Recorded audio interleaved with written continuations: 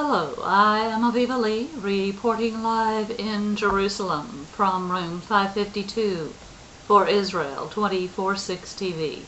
Today is the 31st of March 2008.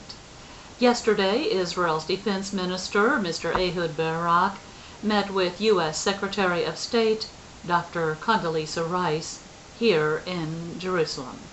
The details of the meeting, forwarded by the media spokesperson for the Prime Minister's office, verifies that the two statespeople first met for a private work session.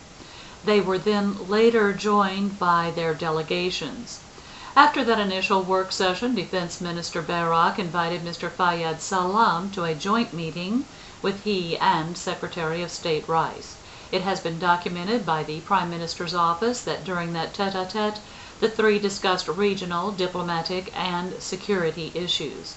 Before the meeting adjourned, Defense Minister Barak unveiled a diplomatic incentive initiative, verifying that his office had eased certain restrictions on the Arab population.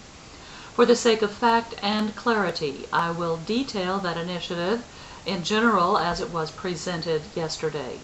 The first items addressed with the initiative are the fabric of life and the rule of law. Regarding the easing of security, and I quote, Item 1. Approximately 50 dirt roadblocks will be removed, thus enabling vehicular traffic between Jenin, Tulkarm, Kalkilia, and Ramallah. Item 2. The opening of the permanent checkpoint in the Rimonim area, end quote.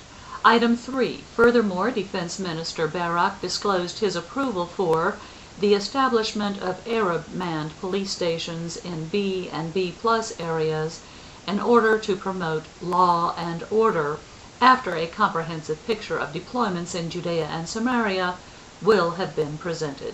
Item 4, and I quote, the deployment of 700 police personnel in the Jenin area following their return from training in Jordan. Ultimate security of responsibility will remain in Israel's hands, end quote. And item 5, mechanisms for issuing action permits to facilitate the more seamless movement to B areas and for movement across brigade areas, this so that Arab forces can better deal with law and order.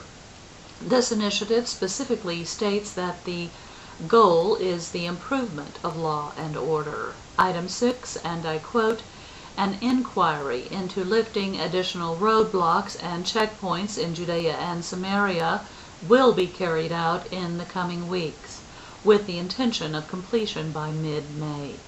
Item 7, the delivery of 25 APCs out of 50 was approved, end quote. And item 8, the delivery of 125 vehicles and pieces of logistical equipment for the Arab security forces was approved. Items 9 and 10, and I quote, approval for non-lethal equipment for the Presidential Guard is under consideration. Various restrictions on the movement of public figures have been eased, end quote. Easing of restrictions on businessmen was item 11. Various restrictions on the movement of businessmen have been eased. Item 12. Maximum assistance will be rendered vis-a-vis the business conference to be held in Bethlehem in late May of this year. Item 13. A senior coordinator of the activities in the territories officer has been appointed to deal with all issues involving the conference. Mr. Barak also announced that an additional 5,000 permits will be issued for construction work in Israel. The current quota is approximately 18,500.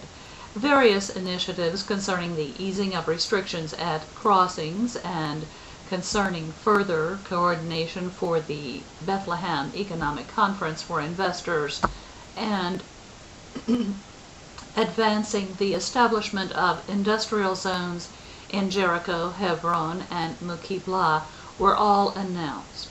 So the world will now watch what the governing faction in Ramallah does to accept and facilitate the responsibility which they said they wanted when they accepted the reins of governance in the West Bank. I am Aviva Lee, reporting live in Jerusalem from room 552 for Israel 24/6 TV. Please check back later this week for a report concerning the humanitarian aid which the sovereign state of Israel has forwarded to Gaza via the Kerem Shalom, Sufa, and Karni crossings this last week. Thank you, and Shalom.